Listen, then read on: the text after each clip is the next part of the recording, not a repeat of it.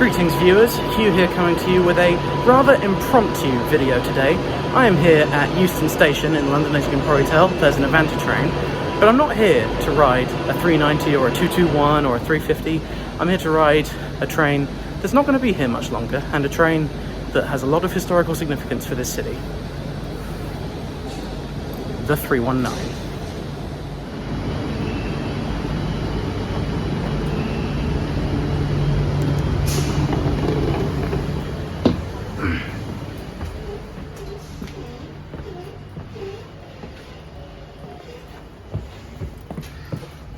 So we are on board this 319. This is actually a London Midland unit, meaning it's been running here on the West Coast Main Line for quite some time.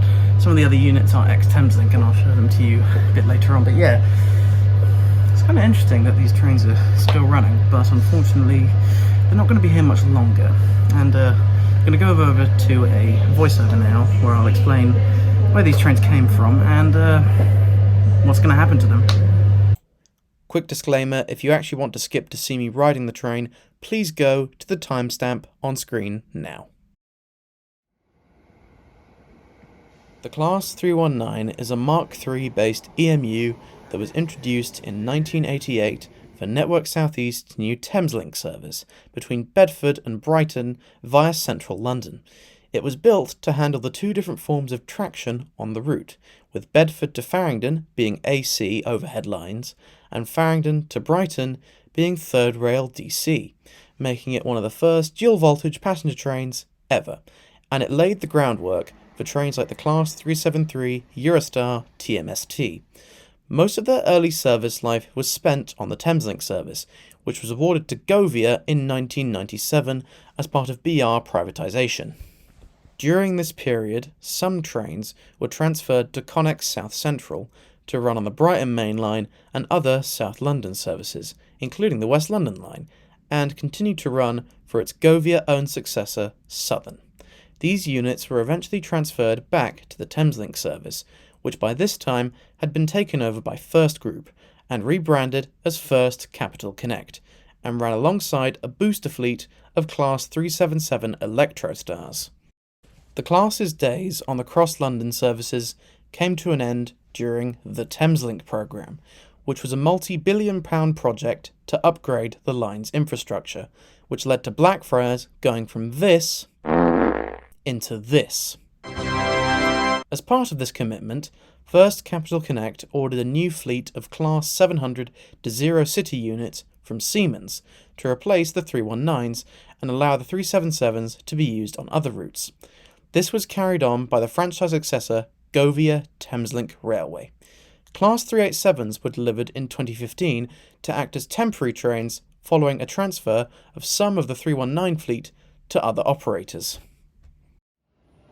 The first Class 700 entered service in 2016, and this marked the beginning of the withdrawal of the 319s from the Thameslink route, which was completed in August 2017, ending 30 years of service. Following this, a large number of the units were transferred to Northern for use around the northwest of England on newly electrified lines, and a few units were transferred to London Midland to run commuter services out of London Euston to Tring, St Albans Abbey and Milton Keynes Central, to supplement Class 350s and to replace its ageing Class 321 fleet. However, the class's days are very much numbered, as Northern are expected to retire its fleet by the end of this year and replace them with Class 323s transferred from West Midlands Railway, and London Midland's successor, London Northwestern Railway, are due to retire them by December, as they are set to be replaced by newer Class 730 Adventurers. So I decided to go for a ride on one, just to see how it is, as I haven't heard much good about them from the rest of the train community. So join me as I go on a trip to Watford Junction on the Class 319.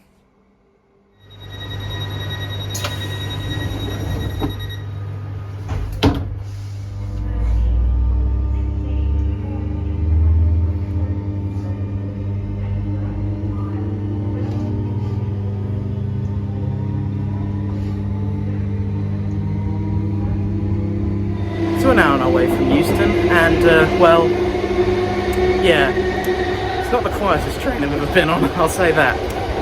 Now, a lot of my viewers will be from the northern area and will be experienced with these running commuter trains out of Manchester, and they'll complain that these are very, very slow and unreliable and bumpy. I can see where a lot of that consensus is coming from, because compared to a 350, which normally runs MNWR services, yeah, these are pretty tacky.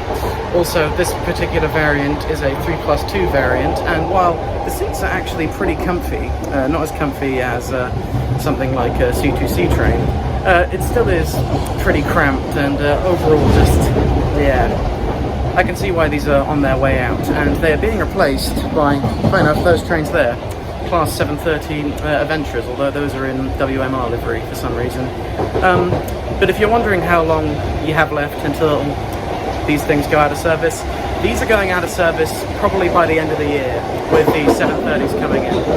But these only run roughly on the Euston to Tring line in the morning or the evening peak, so I've had to wait for hours to try and get one of these. And I still have to try and get an ex-Thameslink one, because this is an ex-London Midland. But yeah, it feels slightly weird, and this is clearly originally a Thameslink train, because some of the handles on the intercarriage doors are purple. In a tunnel we go.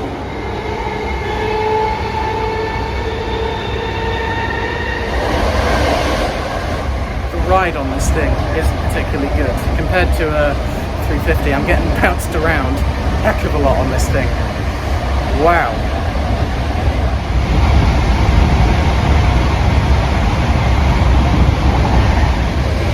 Also, upon boarding this train at Euston as it had just come out of the depot, I realised it was boiling hot in here, as this train was built before air conditioning came as standard. So it still has vent things that you can open and close. Very, very old-fashioned. I've got to say, it does feel incredibly retro in here. Now, in true TfL3 fashion, we have to test if the seats are broken. No? Sort of. And yes. There you go. Some ex-Greater Anglia Class 321s here. Funny enough, these trains use the exact same kind of carriage frame, Mark III. So, yeah, that's something interesting, although this is dirty as hell.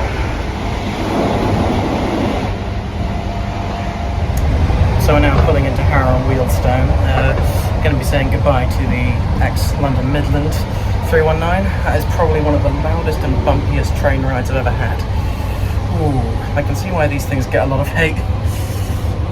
Wow.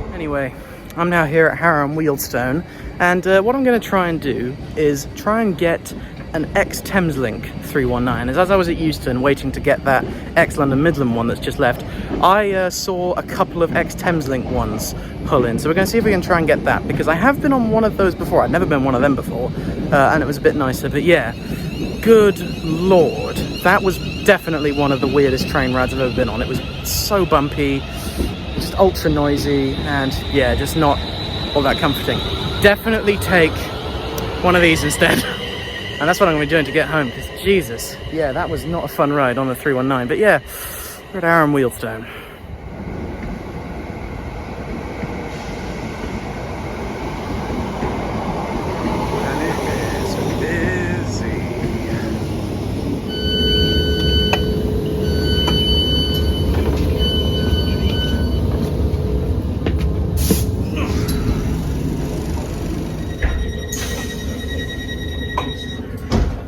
So here we are. I found an ex-Thameslink 319. What I can say is that at least it is a 2+D. You can tell it's ex-Thameslink, A, because of the livery you will have just seen, and B, because it's got First Capital Connect maquette, leaving apparent wheelstone. Certainly looks a lot cleaner and a bit brighter than the ex-London Midland, but we'll see if the ride and noise is better, because I'm pretty sure it isn't. And also, we are going so slowly.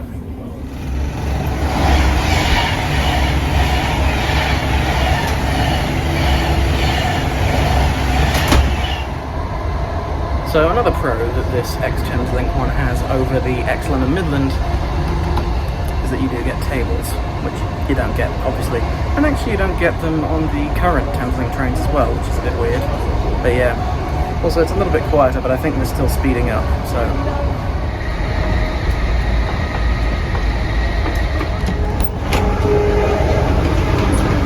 I do love a good old carriage tour like that.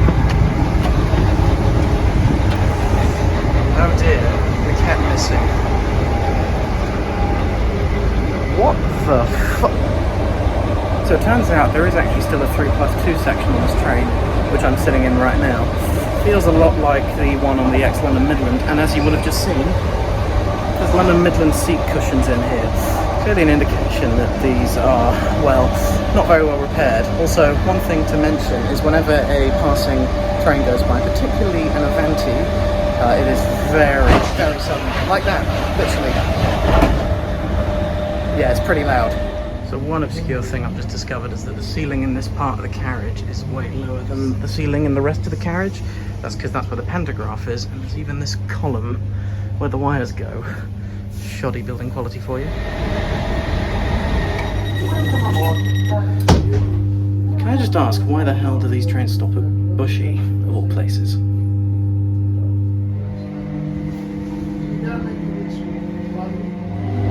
So again, standing in the vestibule here, you can clearly tell that this is not really been budgeted very well, because obviously the interior is still very first Capital Connect even. Yes, the livery is GTR Thameslink and it's being run on London Northwestern Railway, but it is still very, very first group. But these trains are being phased out pretty soon.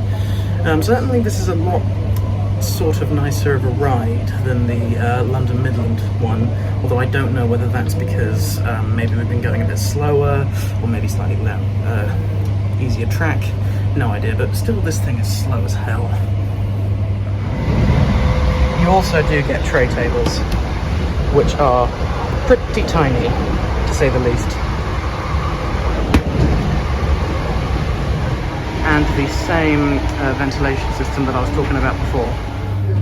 Finally, we're pulling into Watford Junction. I can finally end it all with these.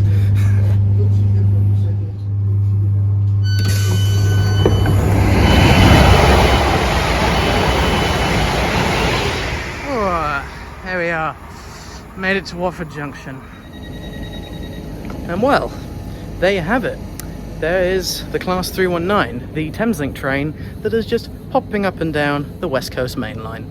Although these really do need to be phased out. They are rubbish, frankly.